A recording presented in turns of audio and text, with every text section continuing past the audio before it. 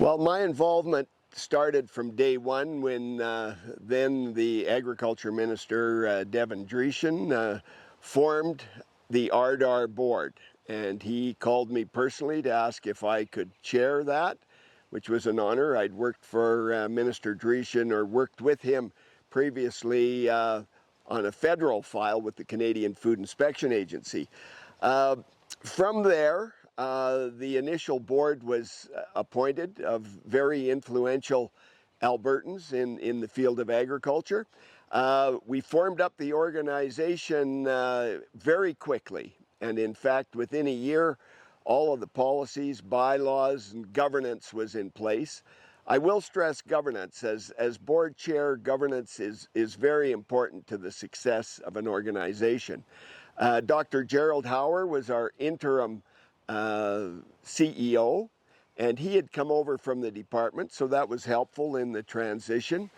But one of our first and most important hires was first our CFO, David Cochran. I remember meeting him in the legislature with Gerald Hauer. But secondly, and very importantly, we had a search for CEO. And I can tell you we are very grateful for having the opportunity to engage and hire Dr. Mark Redmond as our CEO. And he heads a team of very passionate and motivated and dedicated employees that makes this organization tick.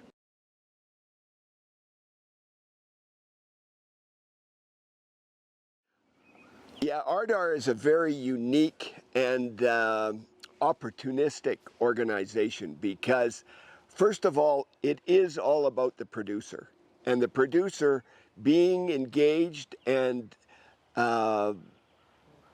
having their ability to give us input that then forms, strategies. Our mandate, of course, is to power investments, strategic investments in farmer-led agricultural research. And that is intended to drive competitiveness, profitability, productivity, and sustainability.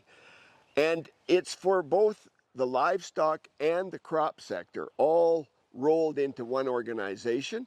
And that makes us really see the synergies and the overlap. So there's no compartmentalization. And it is that farmer input and our stakeholders. We have a very large number of stakeholders.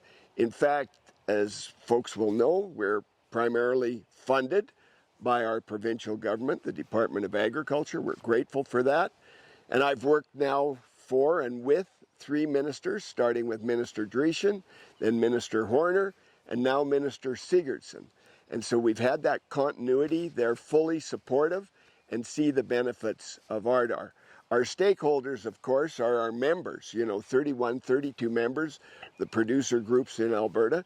But we also have a connection to the post-secondaries, the applied research associations, and it's across the board a lot of listening and understanding the priorities. And then it's about targeting those research dollars that make a difference.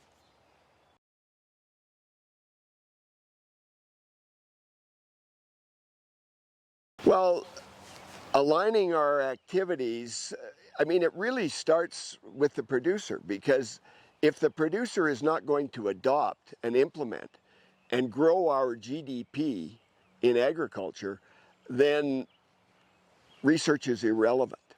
So we're guided by federal and provincial policies. One of the things that I love about this organization is its ability to pivot and be nimble. We're currently, I think we've had our hands on over 500 files over these 4 years. We're processing about 130 projects a year. We leverage this provincial money about 3 times, which is really quite fantastic, and bringing great value to the taxpayers of Alberta. So to get back to where the priorities come from, it really comes from the producer. And what excites me about the journey that has taken place is how RDAR has instilled the confidence of organizations to trust us and work with us going forward. That's really one of the things that has been very gratifying in this role.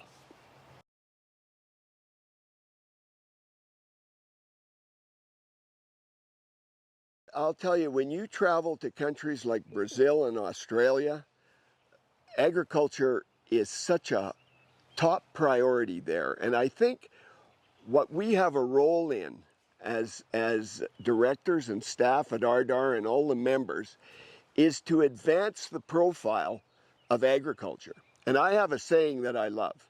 If you're involved, if you eat, you're involved in agriculture. And so we have to bring along that huge urban constituency that doesn't really understand agriculture.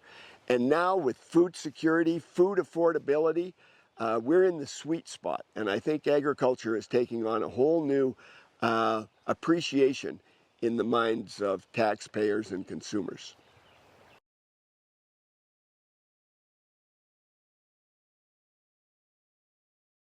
Moving forward, what excites me is we've morphed into now establishing sector tables. So we have the beef sector table, which is relying heavily on the newer technologies of genomics, establishing breeding values, selection tools.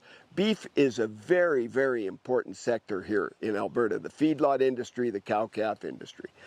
Additionally, the irrigation sector table that we've set up. I mean, here we are standing in front of the Bow River. Water is such a valuable resource.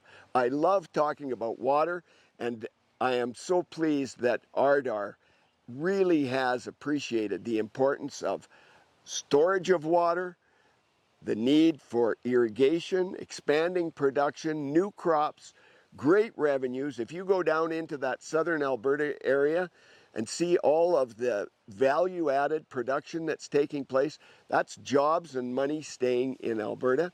And then finally, our soil sector table, which is just being convened. You know, we're bringing in people from researchers to farmers, specialists. Those sector tables are the future.